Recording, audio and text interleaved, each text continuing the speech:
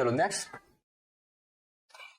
Next question आपका ये है आपके स्क्रीन पे, चलिए फटाफट से आंसर कीजिए। The subject in a research study behave in a particular manner because they are aware that they are being observe, this is called age. आप कोई रिसर्च स्टडी कर रहे हो या आप किसी स्टूडेंट को ऑब्जर्व कर रहे हो या फिर आप कोई भी पर्टिकुलर पर्सन को ऑब्जर्व कर रहे हो, अब एक्चुअली आइडेंटिकली वो एक्चुअल सिचुएशन में कैसे काम करता था, लेकिन उसको पता है आप ऑब्जर्वर हो, आप उसको ऑब्जर्व कर रहे हो, आप उसको नोटिस कर रहे हो, तो अब डिफरेंट वे में वो बिहेव करेगा, उसे क्या बोलेंगे? ये आपका क्वेश्चन है sir. Hawthorne effect, experimental effect, reactive effect या नोवेल्टी इफेक्ट? चलिए जल्दी से आंसर कीजिए। तो जब इसमें क्या हो जाता है, tendency of the subject to perform better way when they are aware that they are being observe और मॉनिटर।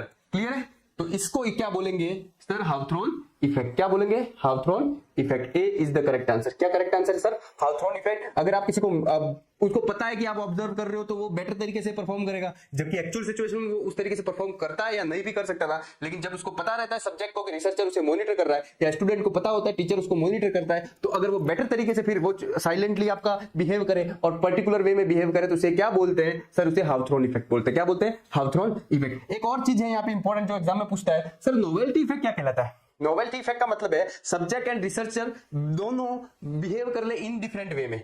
ठीक है? कब? जब वो न्यू ट्रीटमेंट से एक्सपोज हो, कोई भी नोवेल्टी इफेक्ट आएगा अगर new situation,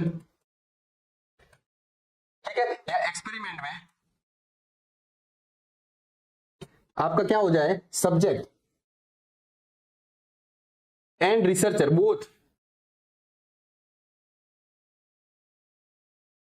behave in different way. ठीक है? तो उसे क्या बोलते हैं सर? सब्जेक्ट और रिसर्चर दोनों डिफरेंट सिचुएशन में डिफरेंट वे में बिहेव करें तो उसे क्या बोलते हैं सर? Novelty effect. क्या बोले? Novelty effect. क्लियर है? तो हाउथॉर्न इफेक्ट आपको समझ में आ गया। नोवेल्टी